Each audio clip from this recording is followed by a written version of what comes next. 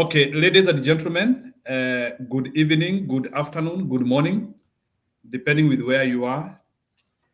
I want to thank you for choosing an opportunity or choosing this time to come and listen to us in this channel, which we are inaugurating today, Hidden Treasures. It's my hope that our interaction here will be good and very educative. So tonight we are having Leonard KIPROP, who will be taking us through a number of issues, mostly his career path and how he was able to achieve his education right from Kenya and to the United States. So he will share with us the experiences and what somebody can do, and we will feel a taste of his life, whether his career has reached where he want or there are so many other things which he want to do in life. Thank you and welcome. So Leonard, welcome, and you may introduce yourself. Thank you. Thank you, Maura.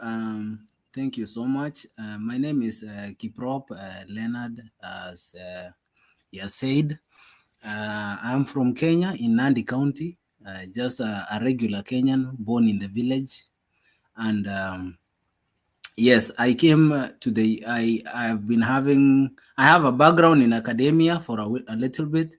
I graduated in 2018. I was in University of Kabianga. I did biochemistry. That was my first degree.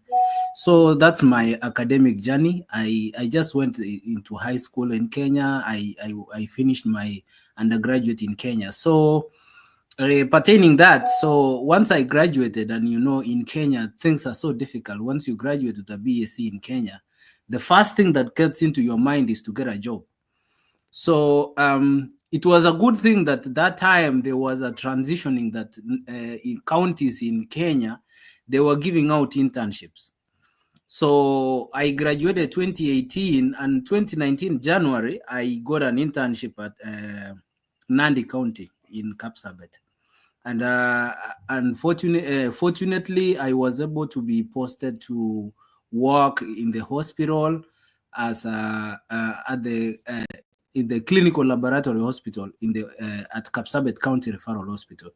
But now, with my background in biochemistry, there's limitations that the only people who can be able to work in the hospital lab are people who have graduated from medical laboratory science. So at that time, now I was just an intern. I was so limited in that one section of the lab in the hospital. So and that's where I started my work experience in the field of in the relevant field that I was working in. So in that process, so many people used to tell me that, you're just working in the hospital, but they will never employ you. You're just an intern.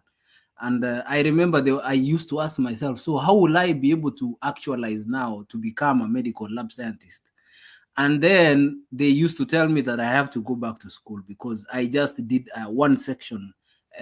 Like biochemistry is just a one section in the field of in the field of laboratory medicine. So I had to figure out now on how now I can be able to actualize my dream to become a medical lab scientist. I think that's where we are, Maura. Yeah. Okay, thank you very much, Leonard, and good for that amazing introduction. Because very many young people in Kenya, Africa, and all over the world, they need to hear from people like you who have been able to taste the two spheres of the world in terms of career and in terms of participation. So, Leonard, help us understand what do you do, and how was it in the university in your undergraduate, that is in Kenya, and after finishing your studies in Kenya, what prompted you to actually decide to look for opportunities elsewhere? So maybe help us to understand what is your career. Okay. Let me say this. I was in a very local university. Biochemistry is a very huge course. It's a very hard course. Even if you ask anybody in Kenya, they will tell you that anybody, there was even an article last week, I think, that NTV aired showing that biochemistry graduates, especially biochemistry and microbiology graduates, are really frustrated in Kenya. They have done very hard things, but the employment prospects are very few because this is a research field. So I can say this, most of the undergraduates in most of the universities in Kenya are most of them theoretical. I can tell you this, while I was in Kabianga, the only lab I just went, I think it was the lab that I went was I think zoology, just to go and see like those bones of animals. But I never stepped in a biochemistry lab. Everything we did was just theoretical. And you see, those are the limitations that we normally have. I used to ask myself, how can I call myself that I'm a scientist? And yet, I never even stepped into a lab. When we are being told about instrumentation, about things that equipment that we use in the lab, you just see them by theory. You have never seen them. KIPROP, hold a little bit there. When you are talking about theoretical, especially in Kenyan universities, does it mean that the universities are not aware that the practical element need to be done, or is they are aware, but there are no facilities? You know, issues to do with the scientific equipment and establishment of modern laboratory to meet the current technological advancement in the field of science. It is not easy, my friend. One machine alone can even cost $1 million. So you need serious research partnerships and donors. And I can say this, let me say this, I can say this. I went to know how much it needs when I went into attachment in Cambridge, because I got an opportunity to go to Cambridge for my attachment. That was in 2017 when I was in my third year. And I was attached to the Center of Traditional Medicine and Drug Research in Cambridge. And that's where I realized now the equipment that is required, most of them was donated by donors. Like in Cambridge, the equipment that we used to use in those molecular labs, most of them were donated by JICA, Japan International Cooperation Agency. Most of them were donated by WHO, and most of them maybe by USAID. So you see, that are the limitations. Our universities cannot be able to fund and be able to equip a fully functional research and scientific lab, both in the field of chemistry and biology, medicine, and also in the field of engineering. I can tell you, even there were students that they were doing computer science in Kabianga and they don't have a laptop. I know of a guy who graduated with a degree in computer science without a laptop. They are writing codes using a biro pen. Mwaura, can you imagine? Yeah, I get that. The limitations that we have in Kenya. I want to advance you on that point. So help me. So in other words, do you want to say that education in Kenya, and maybe because the problems you are saying, they mirror other countries in Africa, and maybe it's developing countries. So do you want to say that education in Africa is doomed based on no, it's those not deficiencies? Doomed. My point is, for us to fit in to the advancing careers in the world, let me tell you, we have to do something we can be knowledgeable in theory, but we have to have practical skills. It is useless.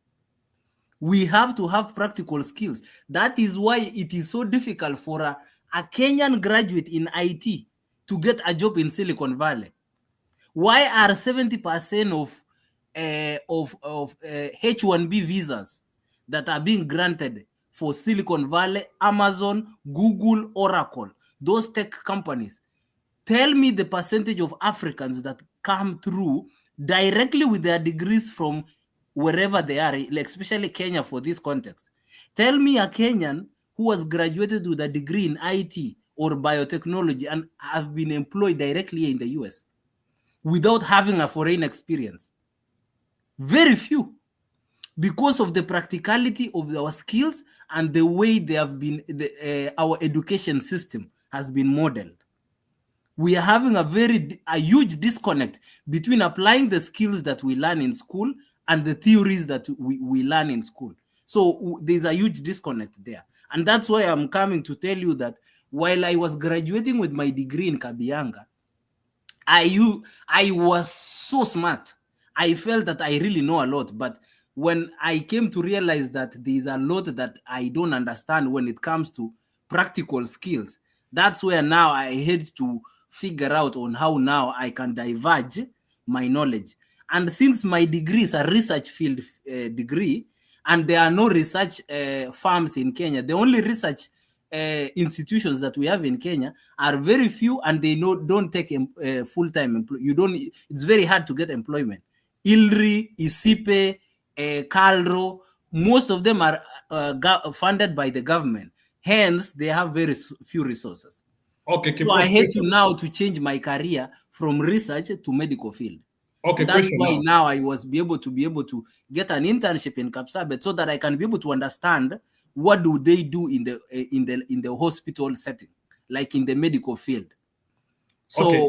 Yeah, so that's why I was able to. I understand that. I agree with all that you have said. So this is an ordinary graduate in Kenya who has done microbiology or biochemistry, as you have said. I know those courses are quite huge and many. Yeah. This is a young graduate who has done those courses. And you have explained those challenges, which some of them, it is not a graduate fault. You have just met a course there and you have done it. So does it mean that people in Kenya, for now, they need to either stop dealing with these courses, or maybe they stop working on these courses and they look for maybe other alternative courses? Or what would be your advice for somebody in biochemistry who is maybe the recent graduate who is feeling these frustrations which you are trying to explain? What should they do? I will advise this. When you're doing those courses, do them knowing that you have to advance to a higher level of advanced degree. Know that you are doing biochemistry as just a stepping stone for you to advance your career in different fields. Not doing biochemistry to get a job. That one, it's a plain truth. Do biochem knowing that you have ambitions to go and do masters, to go and do PhD in a different university wherever in the world. It is very marketable. Biochemistry is a very marketable course once you get outside Kenya. So you can advance to go and do any field in the field of science in most of the universities in the world, either in Europe, either in Australia, either in the US, wherever you want to go. So actually, it's a good impression. You graduating with a degree in biochemistry alone, or microbiology, or molecular biology, or biology or chemistry, those fields shows that you are tough enough to be able to tackle other challenges that will be coming onto you. Yeah. So I understand that. So maybe what I wanted you now to explain to us, now you have painted for us that picture of a struggling graduate and what they can do. I believe maybe at one point of your life, maybe you are at exactly that point which you have explained. So can you now try to tell us what invigorated you or what motivated you to now follow that path? Because I believe you are giving us a path where you have some experience in. So okay, so let me say this. Once I was on my internship, I was not even thinking of going abroad. That thought had not come into my mind. I wanted to become to work in the lab in the hospital. That's what I wanted. So I wanted to change my career from biochem to medical lab science, to become a medical scientist. But now I didn't know how to do it. So one of my friends suggested to me that, because that time there were opportunities in Nandi County, there were opportunities in the hospital, they needed people. And my friend told me, because you already have a degree, you don't need to do another degree. So he told me that apply for a diploma in KMTC or a polytechnic. So he told me apply for a diploma in medical lab, so that once you graduate with a diploma in medical lab, you come and give out that diploma, you get employed in the county. And then once you are inside the system, you now showed your degree in biochemistry. So you will be on the job group of people who have a degree, a bachelor's degree. So it's normally job group K in county. So that was my point. That was my idea. I wanted to go and do a diploma. Once I get my diploma, come and get employed in the county. Once I get employed, then I can be able to go to that job group that I was supposed to be. But meanwhile, now when I realized that now diploma is 3 years, so I was asking myself, so should I really have to go to this part of starting afresh with another diploma of 3 years? So while I was still doing that, I did some research and I found out that there was a way that I can be able to transfer my credits from Kenya, my degree in Kenya, to another degree in the US, and I can be able to complete my degree within 1.5 years.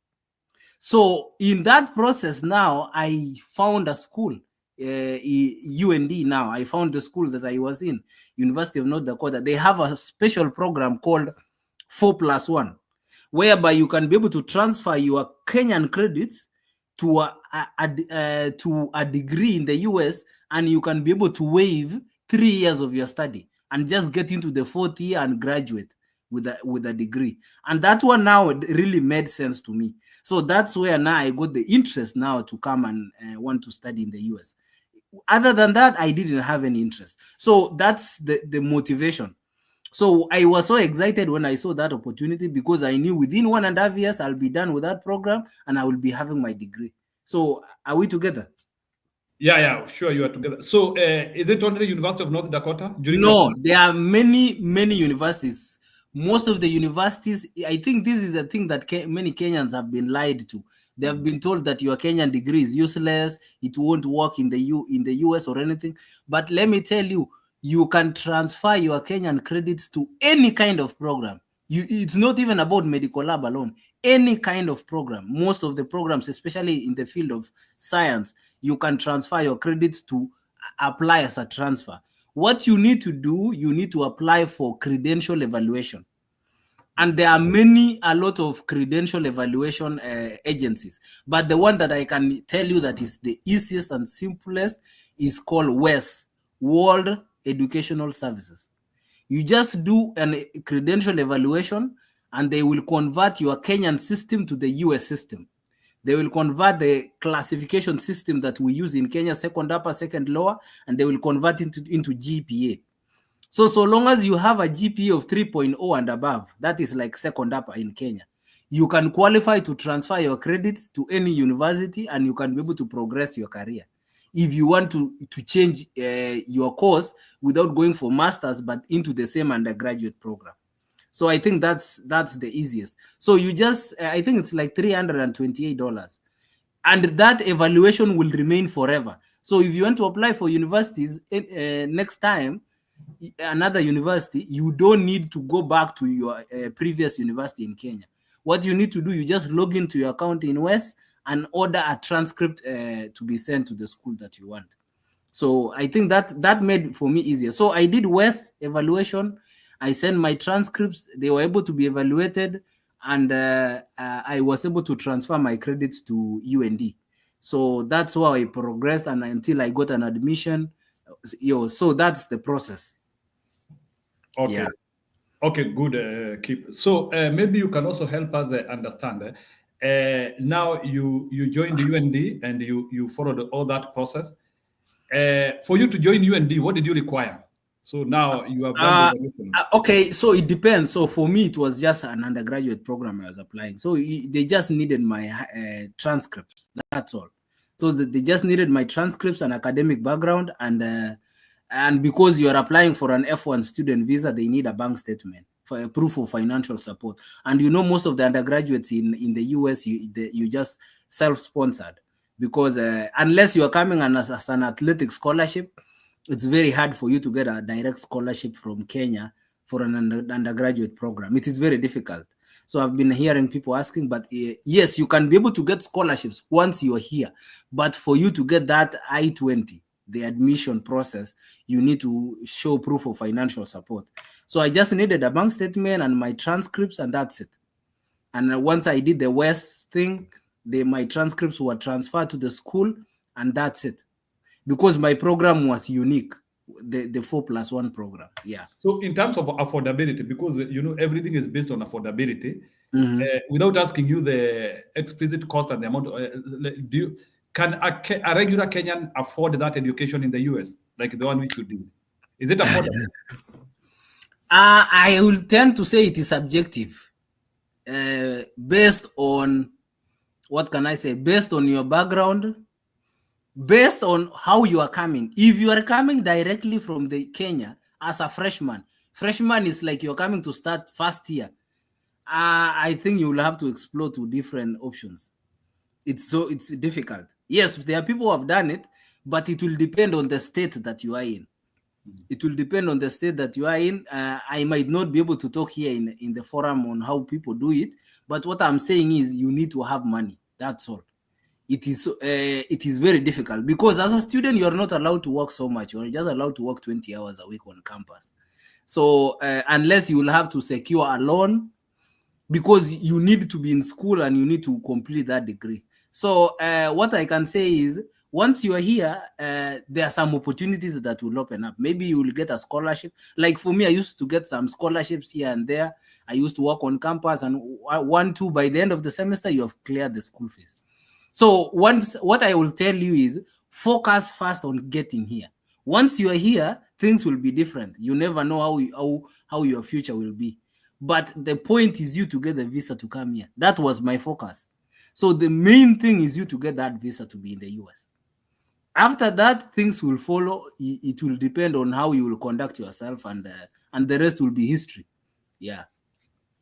Okay, maybe this one is in a light note. So the bank statement, let me just make it simple. The bank statement for the UND, they needed a bank statement for $33,000.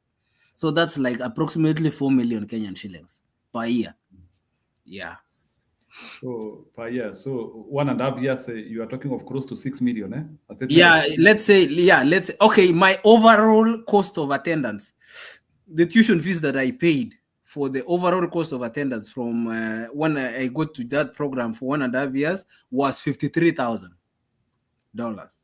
53,000. That is the total amount of money you paid. Yes, overall cost of attendance for 1.5 years. Yes. So so if I'm coming from Kenya, what and I'm preparing to come, like do I need to have that 53,000? No, you don't need that. How much do I need to have? Like, give us an estimate. Okay, you can just find a amount of money that will sustain you for the first semester. Let's say $10,000. That will be fine. Comfortable. You can be able to pay your student insurance, health insurance, and you can be able to you live on campus and you pay for the first semester. And then now, once you're done, you will know the system on how it works. Yeah, let's say $10,000. So $10,000, somebody is ready, and then from there you come and hope God will open your doors while you're here. Yeah. So you hope that 43,000 within that 1.5 years, there will be a possibility of getting it around. So that is the imagination you are giving us. That is the analogy, not an imagination. That's an analogy.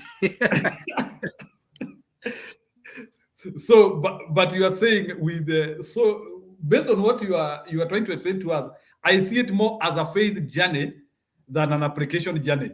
Unless if you have money, unless if you come from those bestowed families which maybe they have some spare resources and they can. That is why I'm saying this, Maura.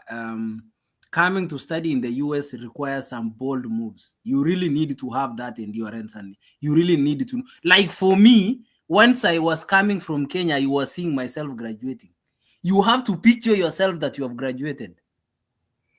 So for me, once I was in Kenya, I knew that I'm graduating May of 2023. You see? You have to know that but if you're just coming from Kenya aimlessly, you don't know even your academic like structure.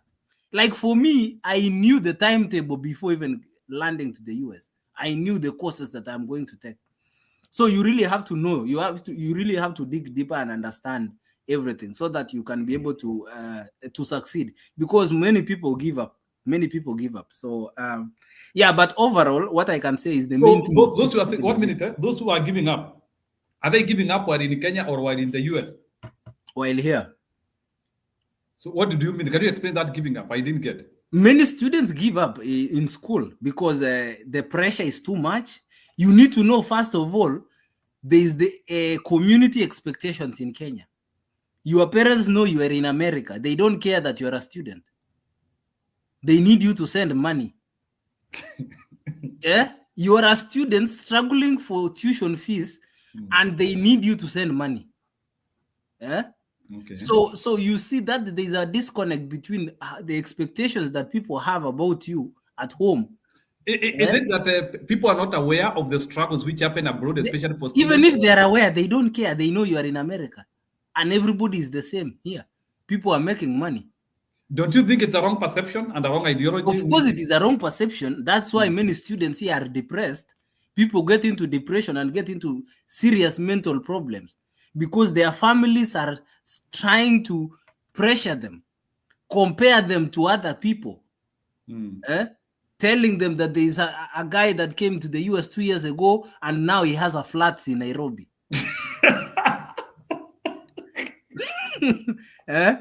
No, KIPROP, don't take it too high like that. I'm telling you, that's what's happening. Okay. In my village, people tell you, there is a neighbor here, the student went to Australia and he has a 6-bedroom bungalow. While you don't have loitering around. You are just loitering. You are just loitering around with nothing. Yes, you are. So you tell me, and the parents are failing to understand that circumstances for everyone is different. People who come to the US, they come with different circumstances. There are people who come here with a job. There are people who come here with a green card. They already have a permanent resident. They can be able to work as many times as possible. There are people who come here with a full support system. They have parents or they have people who can take care of them and they can be able to show them the path. So circumstances are different. There are people who are like us, who we came and we didn't have anything. So you see, that's the difference. So you cannot compare. By the time somebody starts catching up in this country, it will have taken some progression. So how was your journey? Was your journey smooth or there were hiccups? No, of course, my journey was very hard, and I can say this. I just say this. It is just by the grace of God. I don't know how I did it. If you ask me up to today, I don't know how I did it. I just found myself graduating. I don't know how I did it. I just came in and I just let everything I just left everything to God. I can say that. Because I don't know. Mine, it was just 1 + 1 = 2. Yeah, slowly by slowly. So, and the good thing is, I was able to get a school whereby they were understanding that they were able to give you a payment plan for the tuition.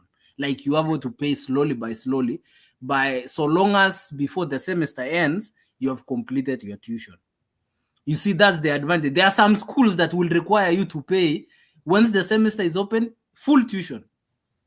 You see, now that's the problem. You cannot progress. How can you progress in such kind of school? Because where will you get $10,000 immediately? But if there's a school that will allow you, if you get 100, 200, slowly by the time you're finished the semester, you're done. So I think that it will also depend. So, and also it depends on the environment that you are in. There are some states in the US that are good, that are favorable for students. So it depends. Oh, yeah, that one I get. So do you want to tell me that in your journey, there was a way in which you were able to raise like that money, 10,000 within yourself, or you had to get help from somewhere? I can say this. The first semester, I think I paid for myself the first semester. Okay. Yeah, the second semester, and then what happened? Is I got a job as an undergraduate research assistant, and it helped me to. They were able to. It was a good job that was paying well. So at least once I was in the school, I was able to save some money, almost half the tuition fees I was able to pay through working on campus. And then I got some help from family members also. So you see, 1, 2. And then during my spring break, I used to utilize once the school closes. You see, once the school closes, let's say for the December holiday, the 3 weeks I used to utilize to make sure I've worked maximum.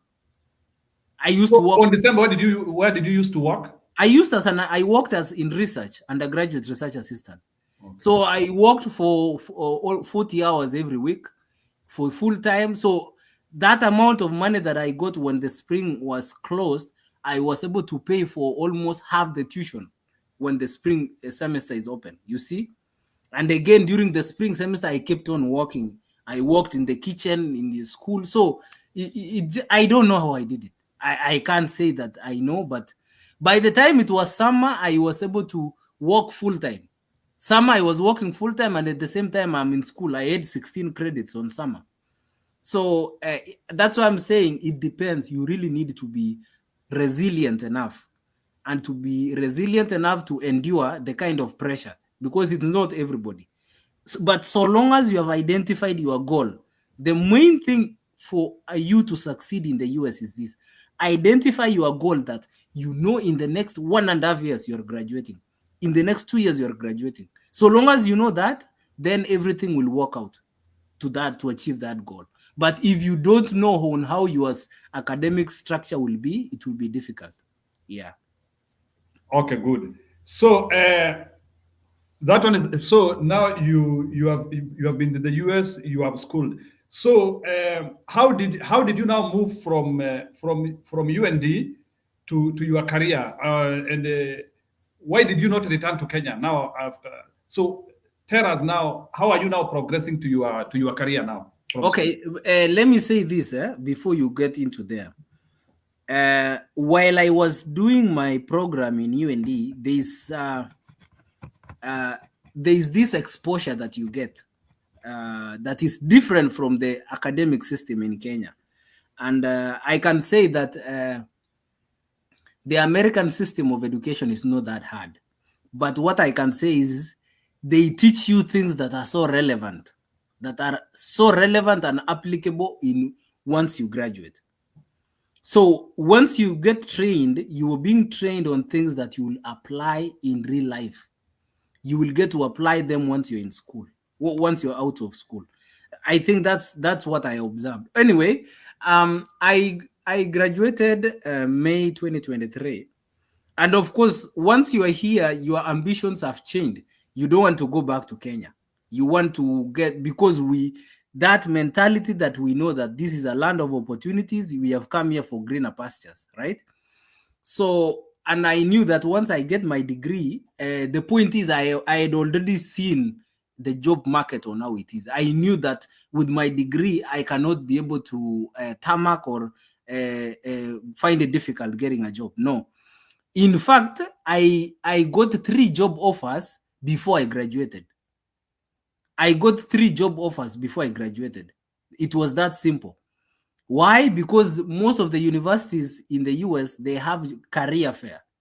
And those career fairs, those companies or institutions, they normally come to market themselves with students and get prospective graduates.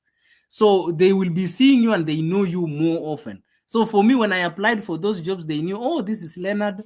You were told us that you're almost graduating. So for me, I got an offer before even graduating. Before graduating, they were waiting for me. Were the offers attractive to you? Yes, but you know, there is something else you are looking for. For me, money was not the motivation. For me, I was looking at the benefits that I'm getting out of this offer. Because you know, you wanted to stay longer in this country, so you were looking for benefits. And the main benefit that was driving my mind, and I can say this, that was a mistake that I did. Because once you overlook your worth and you look to other things, it will cloud your judgment. So what I can say this, for me, I was looking more on immigration benefits. I was looking for an employer that was willing to sponsor me for a work visa. That was what I was looking for. So, and you know, when the employer knows that that's what you want, they tend to take advantage of you. They will take advantage of you because they know, oh, you need us. So anything they throw at you, they throw any figure at you and you just agree. But for me, I didn't care. I just wanted to know that I will be able to secure a job and get a good work permit. That's all I needed. Yeah, but generally, once a student graduates in the US, once you are in STEM field, you are eligible to apply for something called OPT, Optional Practical Training. It's a work permit for post-graduation. Once you're in STEM, you can get an OPT of up to, you get for 24 months, and then you can extend for another, no, you get for 12 months, and then you can extend for another 24 months. So total of 36 months. While you are in non-STEM, you have 12 months.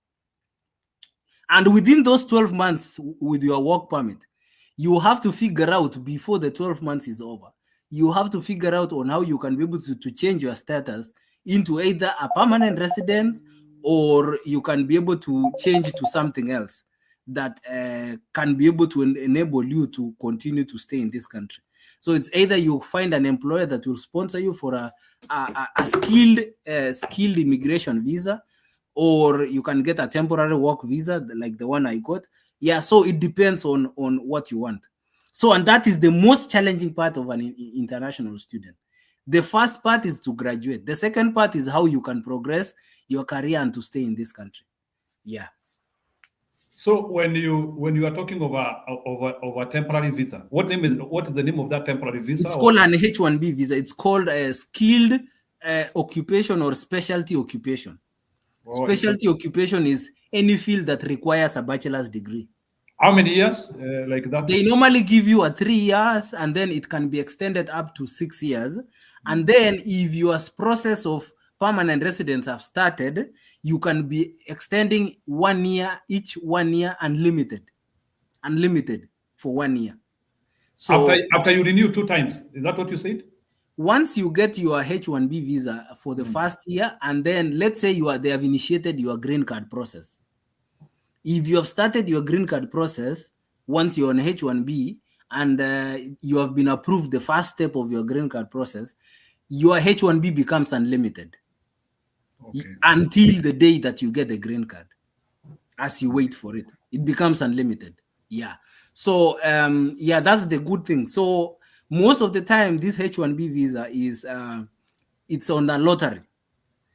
Every year, the US rolls out 65,000 open positions for the H-1B, 65,000 visas, and an extra 20,000 for people with advanced degrees, that is with masters and PhDs.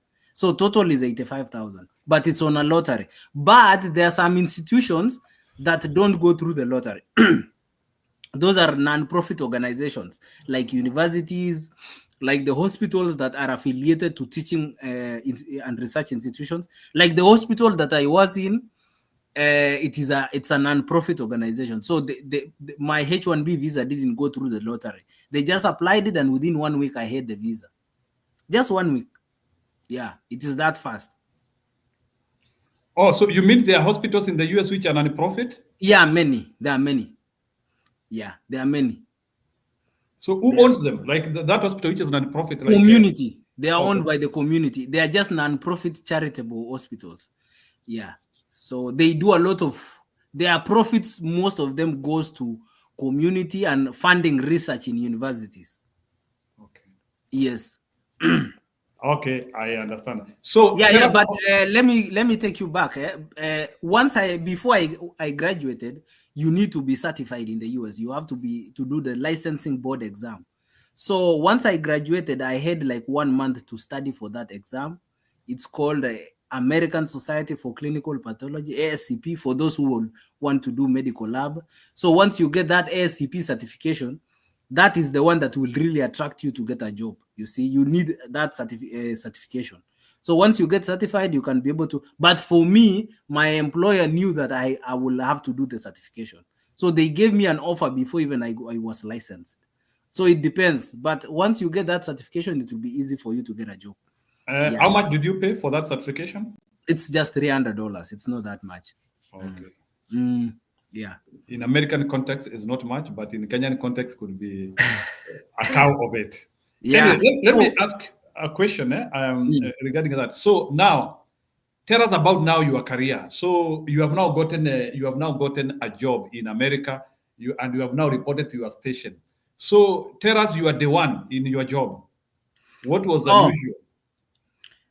What I can say is the working environment in the US is different from what we have in Kenya, because this country is more of an individualistic culture. It's not more of a social culture like in Kenya, whereby you can go to a tea break and have stories and talk about irrelevant things. This is a working economy. So anyway, and you could have said that they talk Moshene. we don't have Moshene here.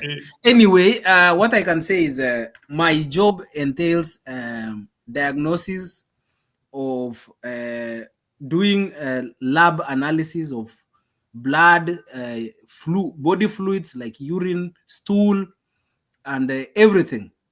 We do everything. Like for me, that's my job. That like we do analysis of everything that entails for disease diagnosis, so that we give the report to doctors. So I can say, so long as you went to school, the skills that I applied in school are 100% applicable in where my job work is. What I can say is I can advise many people who want to come and work here is try to protect your personal life at work. Don't talk about your personal life with the working environments here, because they can one day, in case of anything, especially if you are in an environment whereby they are not so friendly with diversity, they can use it against you about your. Just try to protect yourself, and always. When you talk of personal life, what do you mean? Like where you come from, who you are, like. Yeah, limit the amount of information that you give out to people about you. Just try to limit. Yeah, and also another thing I can say is you just have to just do your work. Make sure you just cover yourself. That's all. Let them not get any because you have to impress them. Like for me now, because I'm under the company that is sponsoring me, I have to really be impressive of them. I have to do my job. Even if I'm sick, it's very difficult for me to call in sick. I don't call in sick. I have never called in sick actually. So even if how many years you have worked so far? And you have now it's I'm going to my second year. I'm still 1 year and a half, but yeah. So you don't call in sick. It's something that you have to. But also the point is the driving force is you to make money. So you didn't come here to sleep. So you just have to work. Well, that's what I can say. You just have to work. How many hours you work in a day? Like I normally do like in a week it's 40 hours a week, 80 hours in 2 weeks. But I normally pick up shifts and make it for overtime. So it depends. It depends. And I do like evening shifts, night shifts, and day shifts, all of them. So I do all the shifts. So that's ideally the job that we do. Careers in the US, I can say this, there are a lot of careers. For me, I chose medical lab. Maybe in the future, I'm considering to change to do something else. Yeah, once I get my paperwork and everything, I'm considering to go back to school. Because let me say one thing here. What do you want to do? Maybe without cutting you, what do you want to do? No, I'll say what I want to do. Let me say first what I want to say. There's something what I'm saying in the US, it's called a limit of what you can earn. It's not like in Kenya or other countries whereby your work experience will gather to how much you earn. Yes, in the US, work experience matters, but there is a limit of work experience where you reach, your salary does not increase anymore. It becomes redundant. And you will stay there forever. So there's a cap. If you see most of the salaries they will put, let's say, let me give an example. They will say the starting is like $33 an hour to $53 an hour. That's it. So you will find the senior employees who have already reached like more than 10 years experience, they're earning 53, right? That maximum. And that $53 an hour will never be increased forever. That's the maximum. Even if you work 20 years, 30 years. So that's why I'm saying it is good for you to also ensure that you are getting into a career that you know it will be sustainable for your future life. So for me, I'm planning to, once I get my paperwork and stuff, I'm planning to go back to school. I'm planning maybe to do something else. I haven't figured it out everything, but maybe I'm planning to go to medical school. Maybe I'm thinking. That's what I'm thinking. But yeah, for medical school in the US, you just have to go. If you have a degree, you have to go another 4 years and then another 3 years of residency. So that's another 7 years. But I'm still young. I don't care. KIPROP, what young is young? Huh? At my 30s, I think there are people even here in the US who still go to school in their 50s. So it doesn't matter actually. Okay, so you have the next 10 years to still improve your career according to Yes, your thinking. yes. Wow. Yeah. At least good to hear that you have some good time which Yeah, you can use maybe in to some 10 years, in some 7, 8 years to come, I'll be you'll be calling me Dr. KIPROP. So maybe. wow. Yeah, no, that's a good dream. That's a good dream, and we pray for you. And Mm, some of the people will come and watch the video. I understand. Okay, mm. good. So, is your career fulfilling? Yes, my career is fulfilling. It's okay. I am doing what I like. And I'm a scientist. whatever you are So doing, 1 minute, whatever you are doing in America or in the hospitals where you are working, mhm. or facilities where you are working, and in Kenya, are the two jobs the same? Yes, the jobs are the same. But the point is, in the US, it's more regulated. In Kenya, it's more based on the technology in Kenya is still way much behind. Like, let me give an example. In Kenya, we still use biro pens to write patient names. We still uh, have to make a patient to wait for the results. In the US, there's nothing like that. You get your results in the app, in your chat.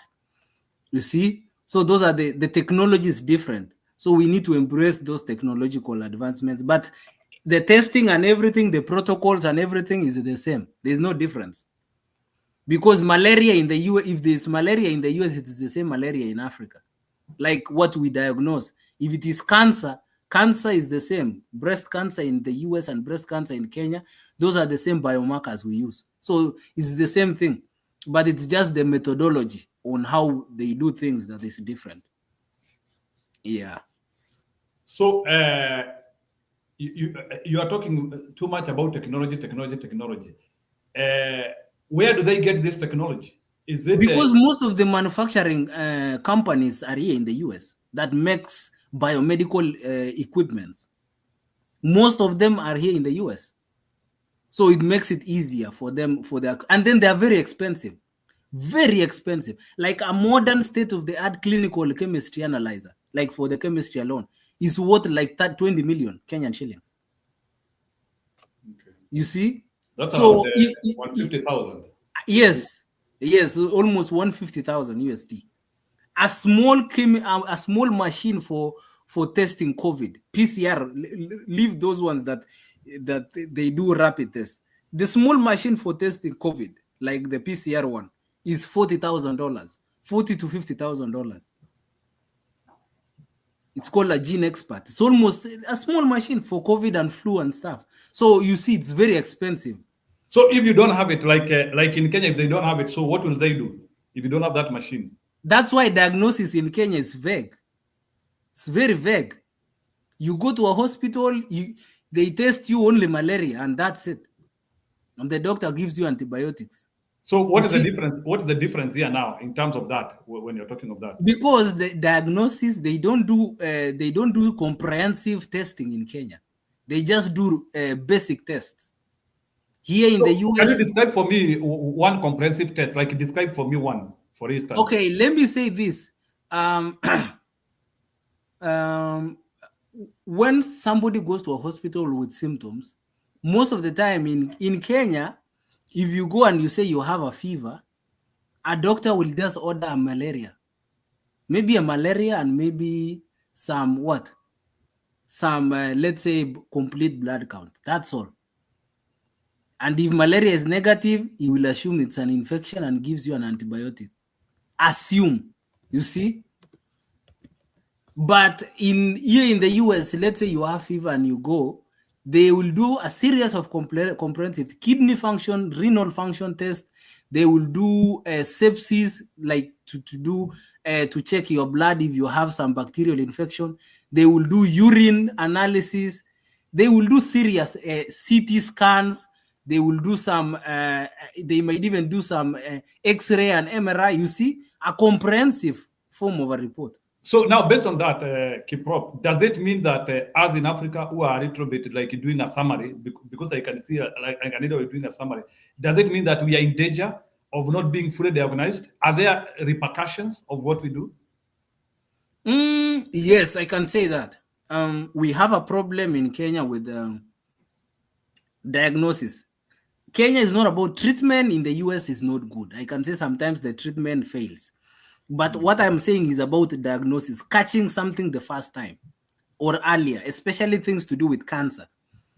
In the US, I can say they are more advanced in the issues to do with diagnosis. But in Kenya, we are more much. By the time they realize somebody has like cancer in Kenya, it has taken a lot of steps. Somebody has gone to a hospital more than 10 times. By the time they realize it's cancer, it's too late. So we are still far much backward when it comes to medical diagnosis. That's what I can say. Yeah, but in terms of overall curriculum, medical curriculum, Kenya is still okay. That's why nurses in Kenya come to the US. They normally come. They opened even a center in Kenya where nurses do exams. So that's the difference. Yeah.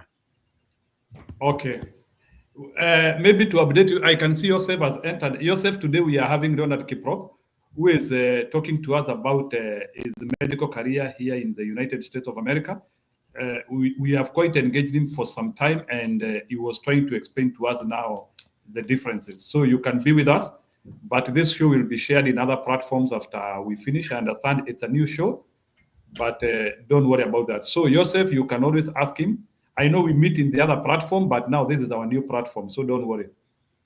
So, KIPROP, thank you for your continued engagement. Let me ask you something about what you think about career here in America. In Kenya, you realize that in our careers, people are working, but they are not satisfied. Doctors are striking, medical nurses are striking. Sometimes they are complaining that we do not have adequate facilities. You know, the labor movement, the labor movement. So here in America, do you have labor movement, or who takes your grievances? Yes, we have unions. There are a lot of unions. So what is the difference of what they do with what they do in Kenya? Because the unions here advocate and they write policies, and they are the ones who dictate on how the people should be paid. And then the good thing here in the US is there is something called they have categorized the minimum wages for different careers. So an employer cannot underpay somebody just because they have a very serious Department of Labor. So it is regulated. Have you seen a strike of medical officers? Yes, they are there sometimes. Even in my hospital, we had a strike for technical staff. The union for technical staff, the ones that do cleaning, engineering, maintenance, cleaners, those non-technical staff, not like doctors and medical staff like us, non-technical staff in the hospital. And what were the issues? Yes, they striked for almost 3 weeks. What were the issues? If you had they needed more pay and they needed more benefits, like to be given more vacation time and stuff. And then they were hard and they were able to fix the grievances. And they were given pay raise because they have very strong unions. So theirs was solved. It's not like the way I see in Kenya when we have a strike. No. Yeah, they have serious unions. They have serious unions here in the US. You know the automobile union, the one that the workers that work in the factories that manufactures automobiles. You saw the way it is a very serious union. During the last election in the US, it was a key factor to consider those people because it's a very huge union. So you see those kind of things. So anyway, I can say this. Don't remain to be stagnant in one career in the US. At least make sure you reach to the maximum point, because there's a point whereby the cost of living is going up and the money that you are making also might not be much significant. So what I can say is, once you come here in the US as an immigrant, yes, you can start from somewhere, but don't remain there forever. Try to upgrade your level. Always try to advance in your career or in your business or anything that you're doing. try to advance. Don't remain there, because the systems keep changing and the cost of living keeps going up. So that's all I can say. Anyway, another thing I wanted to say is, once you are applying for jobs here in the US, the main thing that you have to know is how to write a resume. You know that, Maura. Writing a good resume, eliminate irrelevant things in your resume, things to do with, I don't know, religion, I don't know, hobbies, I don't know. You see, those kind of things, nobody cares about those things.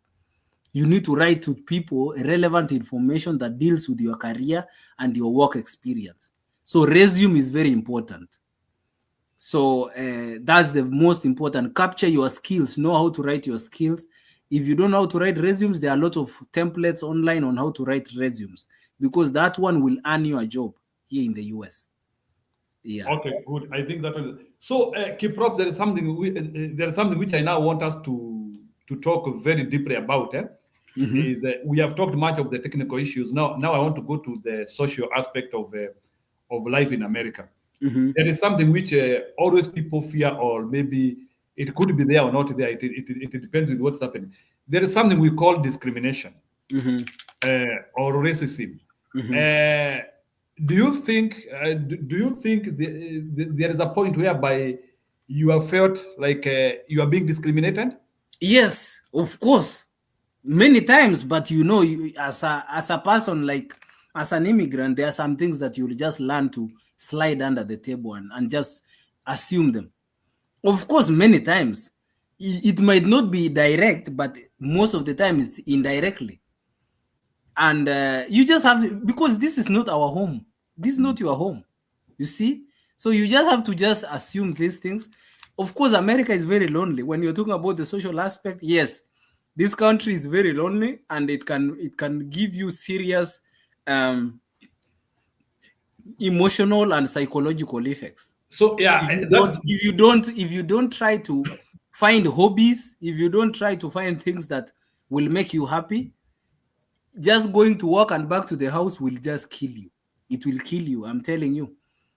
So good. So what I wanted to know is do you think even in a career, do you think there could be those handles of discrimination which people have to deal with? Yes. I can say, how do you deal with them technically? How do you deal with such maneuvers technically? Because now sometimes there are things which you not open and go and talk, or maybe say that I'm being discriminated here. Maybe there is a documentation which you see it is not favoring you, but maybe there is some form of discrimination. So how would you intelligently maneuver? All I can say is you need to understand that as a immigrant or somebody of a different skin color, you need to be smart enough to know your rights. You see, once you know your rights, you know what you are supposed to do. And so long as you know you're doing the right thing, you see, so long as you know you're doing the right thing, then it will give you some forms of leverage to the situation that you are facing. Let me give you an example. You cannot argue. All I can say is learn to de-escalate. Don't argue about issues. And also when you talk of de-escalation, for the purposes of the listeners, what do you mean by de-escalating? Like you're in a job, there is a mess somewhere. So when you are talking of de-escalation, is it keeping quiet or not defending yourself? What do you mean?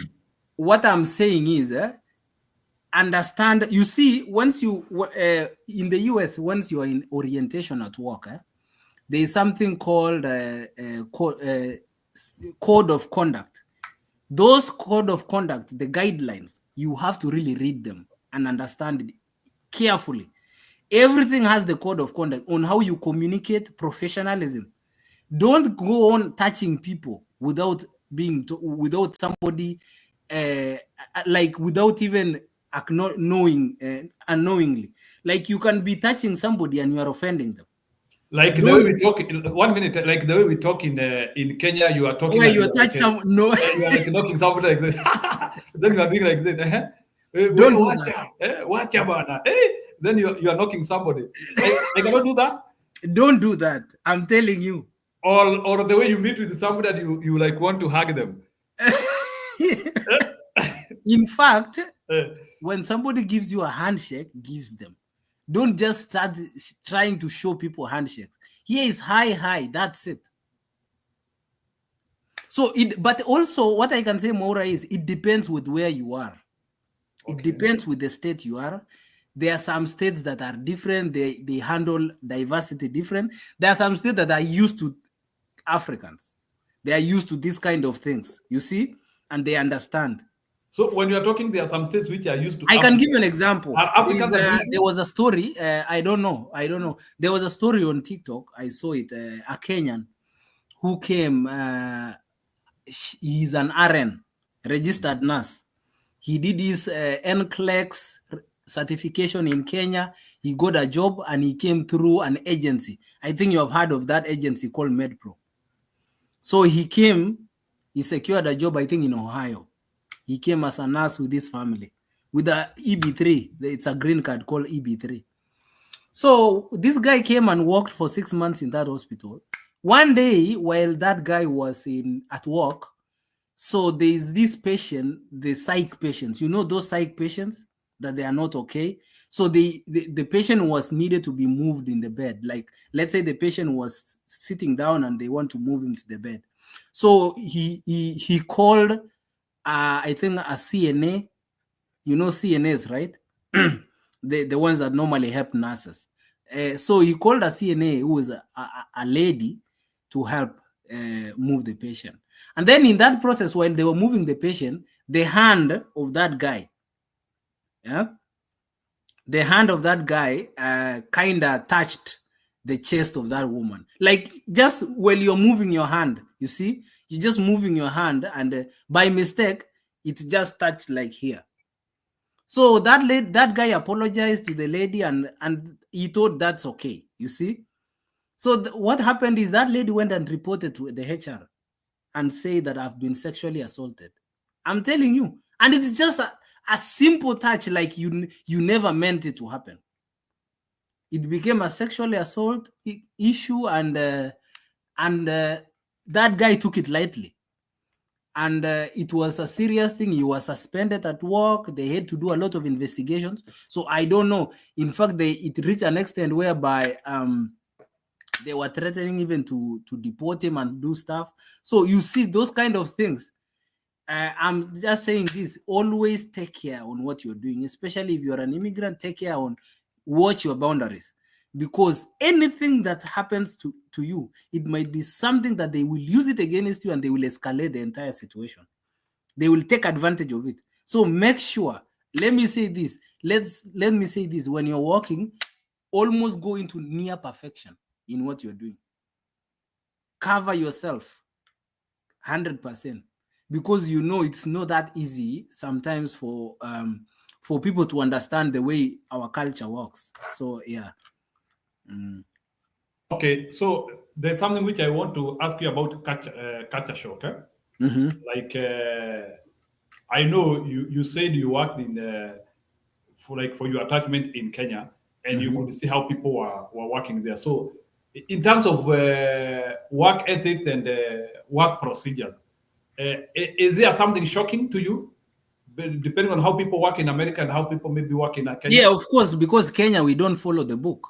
Here, people follow everything to the book. Because here, you have to be accountable if anything happened to the patient. Especially me, because I work in the lab, it's very dangerous. Especially documentation of every incident. You have to be so detailed in documentation, because any incident can happen, they can be used against you. Let's say this, because here in the US, there is a lot of lawsuits, especially working in the hospital. Something happens and the patient dies, they want to know, to do investigation. They have to do a real detailed investigation of what happened from everything that the patient was given. So you really have to really be careful. You have to concentrate while you're at work. You have to really be serious concentrating while you're at work, because especially if you're working in a hospital setup, this is an environment whereby if you mess up, it might cost someone a life. So you have to be serious. It's not like Kenya, whereby you find people just doing their own things because maybe it's not that serious. But here, everything is very serious. Yeah. Okay. And also, you have to maintain a high level of confidentiality. Even if I know you, Maura, and you come to the hospital, I might not come and tell you what you had. I might not come and start discussing your results or anything. There's something called HIPAA rules. So you have to really to know the law. You have to know the law. Yeah. Yeah, I can see. Joseph is saying, I worked in the medical records industry in IT in hospitals, HIPAA. Yeah, Joseph, I think Joseph is concurring with it. It looks like you are in the same statement about that. So let me ask you something about career growth. Like everywhere, like in Kenya, it's something which we always talk about career growth. Going for seminars, mostly in Kenya, I usually see career growth, the seminars and the short courses. Here in America, are there short courses which maybe you are given, or once you have gotten your job, there is no any other certification? First of all, while we are working in the US, there's something like, while I'm at work now, there's something called continuing education. Continuing education is you have to keep yourself updated. You know, there's a tendency that you'll tend to forget things once you're done with school, right? And also, in the medical field, there's things that keep on popping up in the field because of technology. So you have to have continuing education. Yes, we have continuing education. Number one, to maintain your certification. Like for me, I have to have 12 credits. No, yeah, I have to do, I have to earn like 12 credit hours per year to maintain my certification. 12 credit hours per year. So 12 credit hours, meaning that are you going to a college or you are doing Not a college. No, it is being offered by the institution, the courses. Okay. Yes, and you do the exams, and and then again we have proficiencies. Like for the lab, we have something called American Proficiency Institute, API. So we have to maintain proficiencies. Yeah, so those kind of things, you have to be proficient. What if you fail? What if you fail? Let me ask you. You have failed. If you fail a proficiency, there are corrective measures. You won't lose a job, of course. You'll have to have a corrective measures. You do more training on that thing that you failed, and then you do again the proficiency. So that's how it works. And then again, those seminars, there are seminars that you attend. Most of the time, those seminars are for managerial positions. You can also do some online courses to upgrade your performance. So yes, there are a lot of things, especially in the medical field. I think most of them are offered by the institution that you work in. If you go to other professions like STEM and engineering, I think those ones, there are a lot of different forms of certifications. Actually, I think you can work even in engineering field without, I know people who have gained certification, especially in the field of IT, without a degree. So those things are very important here. So is that the same in Kenya, or that's an additional? I don't know in Kenya. I don't know in Kenya. Yes, in Kenya, I think we use a very standard accreditation. For the sake of hospitals, I think in Kenya we just still use ISO certification, which is very vague. It's very vague. ISO. You are talking ISO, the international standard. Yeah, that is very vague. There's nothing. ISO. And everybody is fighting to have ISO in Africa. No. Have you ever seen ISO here in the US? But have you ever, like, let me ask you, when you go to UND, have you seen UND there written ISO certified? So in other words, do you want to say that the reason why our quality is not good is because we are just displaying quality? There is nothing ISO does. ISO is just just writing. This is our mission, our vision statement. This is our guidance. How we do. I'm telling you, if the organizations in the US are to be taken to go to Kenya to give accreditations, I don't think even, I think which one, let's say KU Hospital can only meet some form of accreditation. There are serious accreditations here, my friend. Once they normally do accreditation here in the US, they are very serious accreditations. And there are many. We have the one that's called the Joint Commission. We have CAP. There are a lot of those accreditations, and they are private. Most of them, they are not even government. Yeah, so yes, they are very serious, those professional organizations that give accreditation to different health institutions. Yeah. Okay, let me ask you something about when you are working, maybe they are doing self-evaluation for you, or so. Are you evaluated, like in work? Are you evaluated, or they just remain silent to you forever? Like, No, that's what I'm telling you. The point of I was talking about competencies. That's evaluation. Yeah, okay. The competencies that you do every 3 months. Every 3 months, they are competent. Oh, I thought that the competencies that they are evaluating you based on the results of the work you are doing. No, they evaluate you to do some procedures. They give you samples to run, and then they go and mark them if you got the correct answer. It's a serious thing. And then yeah, those are the things I want people to get. Yeah, if you failed, they come now and do corrective measures. They retrain you on that procedure. And then you do the same competency again. Most of them are those, yeah, they're internal. Yeah. Okay, let me use you as a case study without giving much details. In those competencies checks, like for you, you have worked for 1.5 years. Have you had any issue? Nope, I've never had any issue. Why? Is it that you are a very good worker, or you? I've never had any issue. Another thing is because I work in a small hospital. So I almost know everything now. So you are the tough cookie. You see, like in my hospital where I work in the lab, night shifts are I'm alone, and I tackle everything. Night shift, you are alone? Alone, yes, in the lab. Handling how many patients? How many blood samples are you going to extract? So let me say this: night shifts we normally do. Of course, we wait for emergencies, and we do inpatients. The clinic is closed. So let's say close to, okay, it depends. In a night, I can get up to almost 25 to 30 patients. During the 30 patients, one night? Yes, yeah, in a night. And you are going to do I draw them. I go because at the night shifts you draw 25 samples. Let me say, like you can draw 25 samples in a day, in a night.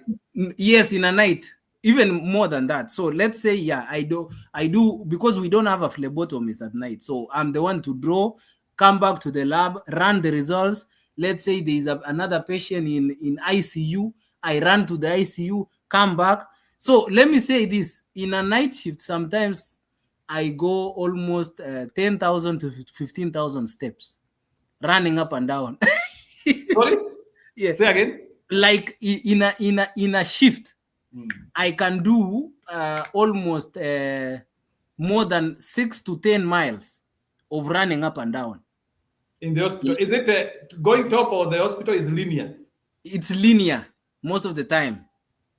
So you are moving from room to room. Yes, this room, going up. Yeah, and even some I normally go stairs. So yeah, it's an exercise. It's an exercise. No wonder you are losing weight this high, yeah? So Joseph is agreeing with you that night shift in the Kali. So yeah, during the day? During the day, is the exercise the same way, or there are some? No, during the day we have more staff, so it makes it easier. We have many people, but during the evening and night we are only 2, and night is only 1. Okay, when it comes to eating, are you going to have your lunchtime, 1 hour for lunchtime, like maybe between 12 and 1? Or I eat when I am at home. I don't eat when I go to work. That's my policy, my own policy. Oh, your own policy, but not the policy for the hospital. No, we get a 1 hour break, 30 minutes. So where do you use your 30 minutes? Sometimes I just relax. In the phone, and maybe relax. Yeah. But sometimes I carry food. But let me say this: I normally eat before I go to work. So I eat and then I go to work, because for me I do OMAD. I do 1 meal a day.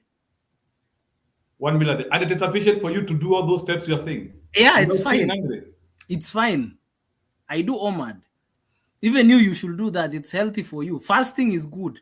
It regenerates your body. Okay. So you go to work and you eat back at home. You'll be running to the fridge looking for food. Hey. Well, I don't know. Yourself, do you do Amal? Also, you have called it Amal, eh? OMAD. Yeah, Amal. So 40 hours per week. Even their ACAP, I don't know. So let me ask you a question now. In terms of your career, maybe tell me what can a Kenyan professional of your level, what can you tell them? Like, do you think there's something they can do different? And if now they don't want to school in Kenya, but they might still want to have your career, which you are doing in America, can they still have it? It's easy. These days, it's very easy because you don't have even to come and do a degree in medical lab in Kenya, in the US. Do that in Kenya. Once you do that in Kenya, you apply for the license certification, the US license. There is a center they opened there in Westlands, Nairobi. It's called Pearson View Exam Center. Nurses and medical lab technologists do their exam there. So you register for that exam, get certification, make your resume to look nice, apply for a job and come to America with a work visa. You don't need even to come to with an F1 if you are in the medical field, especially nurses and doctors. No, not nurses and nurses and medical lab scientists, not doctors. How much is the certification? The same thing. I think $240. So if I pay $240, I can. Yes, do that. But you need to do English test. That is the TOEFL? Yes, TOEFL or Duolingo or whatever. There's those many. Either you do an English test, you do certification, and then you apply for something called visa screen. Visa screen is now they screen your credentials if it matches the requirements for US immigration. That one is like $800. So what do you mean much now that you have done that? Do they want, because like many once people you pass your certification, Maura, once you pass your certification, you need to apply for a screen. It's called visa screen. 1 minute, there's something I want to ask you, because most of the nurses, they have diplomas, or it doesn't matter. Yes, it's that diploma. Nurses do NCLEX. Okay. Because the Kenyan diploma is equivalent to US associate degree in nursing. Okay. It's the same, the one they offer in community colleges. Okay. Yes. So it's the same equivalency. But for lab, you need a bachelor's degree. You can't come with a diploma to the US. You need a bachelor's degree.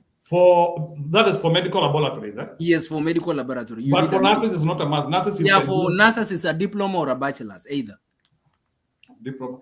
In Kenya, are there schools which are offering degrees in nursing? Yes, many. I've never heard of it. Maura, many, even KU, UON, there are many. They are all over. I have always been thinking that nothing is in KMTC and maybe... Because most of them did that. It was very rare to get a nurse doing a BSN in Kenya. It was very rare. Okay, but now there is BSN in Kenya. Yes, there's BSN in Kenya. Yeah. So if I do BSN in Kenya, do I still need to come and do BSN in America, or I can? No, that's I've said. You just have to do the licensing exam, the US licensing exam, the NCLEX. Okay. Once you pass your NCLEX, you find an employer to bring you here and start working. That's all. Okay. So with that certification and with the resume, because you talked of the resume. Yeah, work experience. You need to actually you need to, for nurses, I think you need to work on a level, I think level 5 facility. Level 5 facility. Yes. In Kenya, and practice at ICU, critical care. I think you really have to have some experience. I think in a hospital that is not less than, I think, 100 bed capacity. 100 bed capacity. Almost all hospitals are that way. Almost all 100 beds. Almost all admission hospitals. No, level 5, yes. Let's say level 5, yeah. I thought even health centers, they have like 100 beds. Hmm? Even health centers, they should have that, and the district hospitals. Yeah, those ones. Oh, okay. Anyway, KIPROP, we are almost coming to the close of our session. I Yeah. can see we have like around 11 minutes, and Nazuko nataka kukuweka sana because I know today is your off day, and you also need to relax.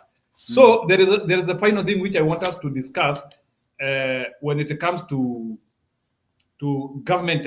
Okay, so Njiro, ask what are, so can you respond to that one, please? What are the burnout rates? I don't understand. What's that? Yourself, you need to Burnout. digest. What I know, burnout is when you get tired or what? I don't know. Yeah, ataandika zaidi, you write more. So let me ask you something about government policy, because you know everything in this life, especially kufanya kazi too much. Yes, of course, it depends on how much they. Yes, of course, you get tired. Like for me now, I'm even tired. When in my day off, I just relax at home. You get tired so much. It depends also with the kind of job you're working. If you're working remote, well and good. Yeah. Yeah, good. So let me ask you about government policy. I think you wanted to know the rates. Maybe we will discuss more. So when it comes to government policy, we realize that some of the reasons why Kenya is not doing well is our policies are also not very good. Like there was a time when the governor said that they will be buying equipment. You know that confusion. Like there was a time when the equipment were to be brought by governors. I think it was during the Uhuru regime. They said the equipment will be brought by the governor. So in the hospital, so that and then you realize like in our country, maybe we can say private sector is maybe could be very much far ahead compared to the public sector. So here in the US, can you compare for us the public hospitals and the private hospitals? Is there a difference which you see? Yes, of course. In the US, public hospitals, nobody even wants them. Public hospitals? Yeah. Are they there? Yes. It's Wow. just like you can't know. Like I can give an example. Like the one in Minneapolis, it's called the VA hospital. It's for the veterans. Okay. Like the military hospitals. They are very rare for you to find public hospitals in the US. Maybe you will go if you go to big cities like Chicago and New York, LA, you will find them. But in the US, the big fish is the private. That's the big fish. Because that's where the money is. And those are the people that pass policies. They are the ones that make policies. And because the owners of these private hospitals are the big billionaires. Okay. And these big billionaires are the ones that have connection to the top governments. And they are the ones that make policies considering to healthcare and stuff. So the private is so huge. And again, these private hospitals are the ones that are being funded by insurance companies. And you know, insurance companies in the US are the big things. So, what I can say is public hospitals in the US are so much sometimes undermined. Yeah. So like in the US, because I hear they have that Ministry of Human Services. So that Ministry of Health and Human Services, is it managing the government hospitals or it is managing even the private? All of them, because they are the ones that write policies for everything. Yeah, all of them. Okay. So there's not much difference because even now, I can give you an example: the Medicare and Medicaid, they want the government insurance for the elderly, the retired people. Almost all hospitals that are private in the US are subscribed to Medicare and Medicaid benefits.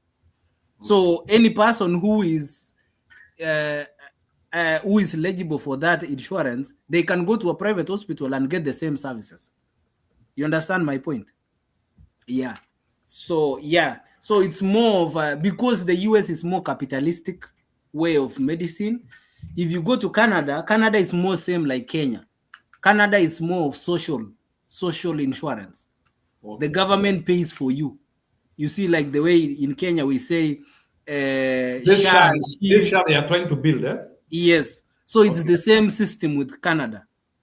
But the US is more of a capitalist. That's why healthcare in the US is very expensive. You will go to an ER, one emergency room visit, and you come out with a bill of $10,000. So let me ask you a question. When you are talking of like in Canada, it's like more of like social medicine. So by comparison, which one is more satisfactory? To me, I'll say this: I prefer the one for Canada, even though it's because it's way more cheaper. Like here in the US, if you don't are you getting the same? Are you getting the same? No. Of course, in the US, the quality of service is faster. You see, in the faster US, and good. Is it faster? Is it faster and good, or good is relative? Good is relative, but what I'm saying, the faster. You see now, like, let me give you an example. In Canada, if you want to have a surgery, you will have to be on a long waiting list because the insurance. Yes, because the insurance is a government insurance. Okay. But here in the US, you get your surgery ASAP because the insurance is a private insurance. Okay. You see? Yes. So it's just really so like for Kenya, which one would you prefer for Kenya? For Kenya, which model would you prefer? Of course, Kenya, the model will still have to be social, Maura, because almost 60% of our population work on informal settlements, informal work. So how can you account for someone in the village who is doing mujengo? How can you account for somebody who is doing mujengo to have an insurance? They cannot pay for an insurance, a private insurance.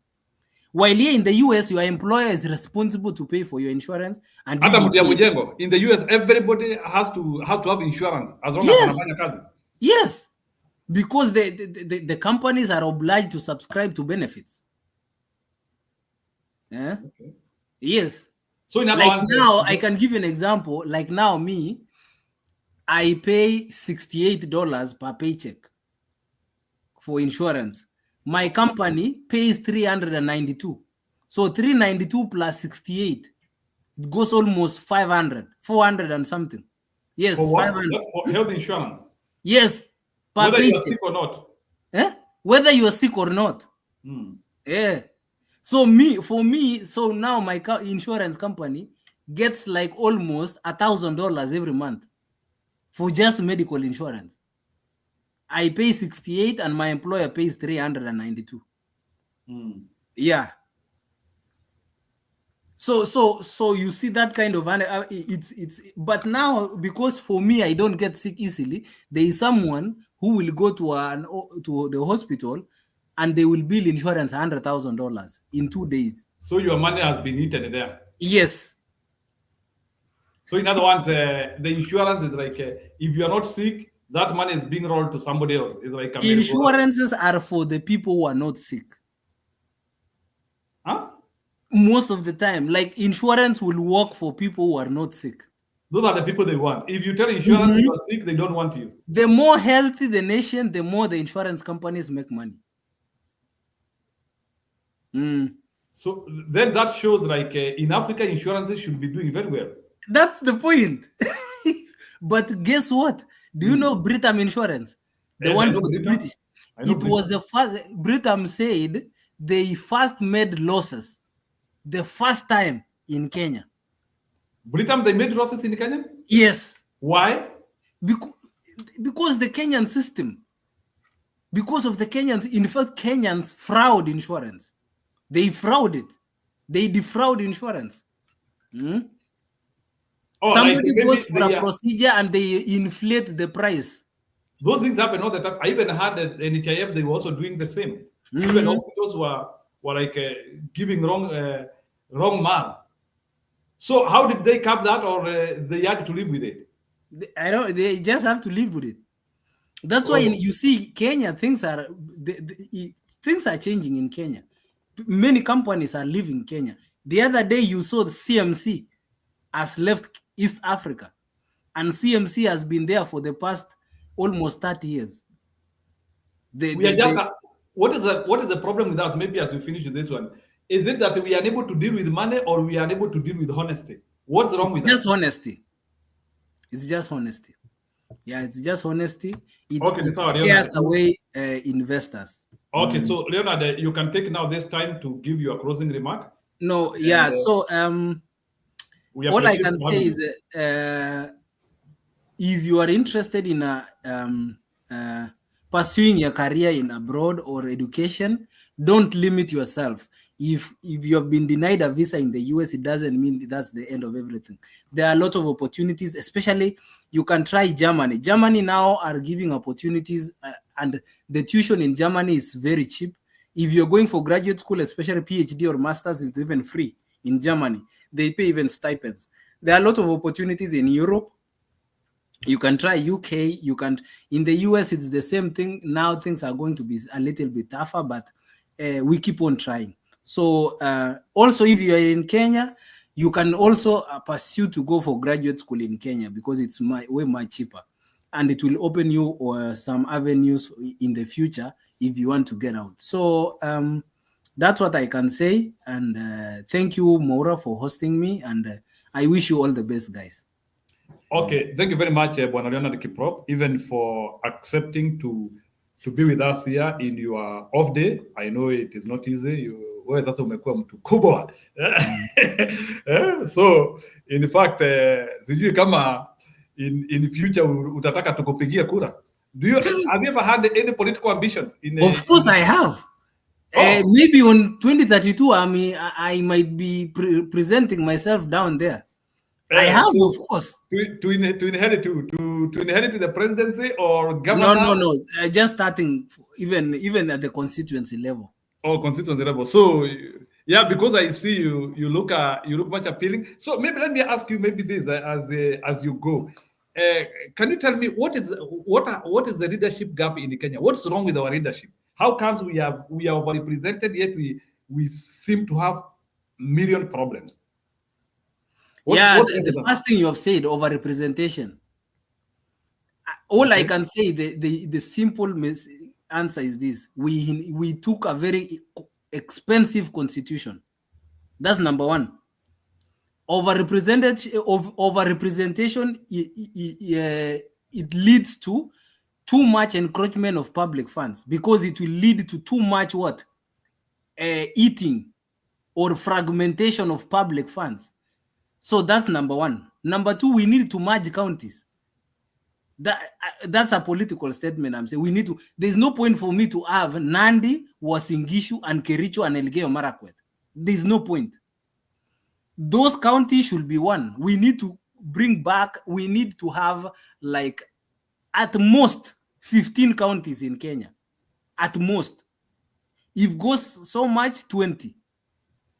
Even the question which we are asking, are they serving their purpose? The question is, do we really need to have counties? Number two, we need to change the narrative of Kenyan politics. You see the way Morara had started political financing. That's how we need to go.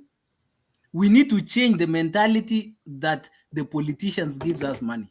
We need to be owning politicians in a way that we have to be funding candidates so that your motives of going to there is to serve. Not your motive of going there is just so that you can recuperate what you lost in the election. So, and that's the reason why we have something called political tokenism. The day that we will eliminate political tokenism in Kenya, and we make those things that politicians have to do for us to be our rights. It is not a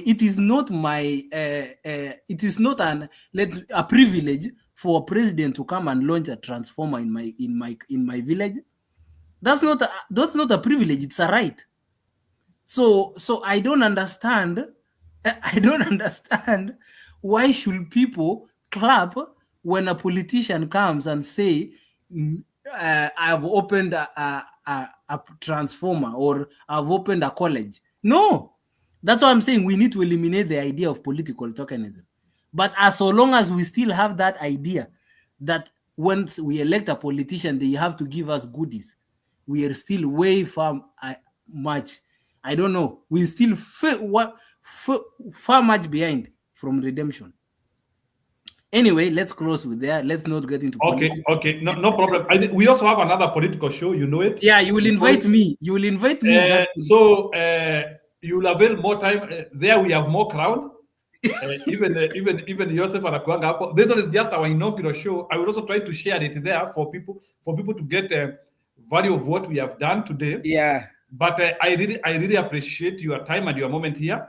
Okay. Maybe here, maybe so that you can also relax. I can invite you in May, sometime in May, mid-May. Yeah, and also don't forget to tell people that you were the first person I was trying to find somebody in UND, and I ended to find you in LinkedIn. Yeah, when I knew nobody in America. Yeah, we are very close friends, and if he got me in LinkedIn. So Kip got me in LinkedIn to Kajuana. Yeah, because I didn't know anybody in North Dakota. So I was the first man in UND. Yeah. So that's how we happened to know each other, and our friendship has continued since then. And we are shaping careers together, or we will be shaping our careers together. So, Leonard, thank you very much. I can see your enthusiasm, especially to build and inject new thinking in Kenya. Yeah. So, in around mid-May, I will call you in our political platform exclusively for another 1.5 hours. So that we can brainstorm. I need us to brainstorm the leadership in Kenya. Thought-provoking exercise, right? Just like this one. I have really liked your thinking. Umetusaidia sana, and I know even Joseph must be very happy. As well, Leonard, you can share this. I'll share this one on my. Yeah, if you just go to the channel, you can share it. You can tell people you are discussing, and maybe they can listen. I think it will be it will be a thought-provoking exercise. Thank you very much. Thank you. Bye. Bye. Yeah. Okay. Thank you.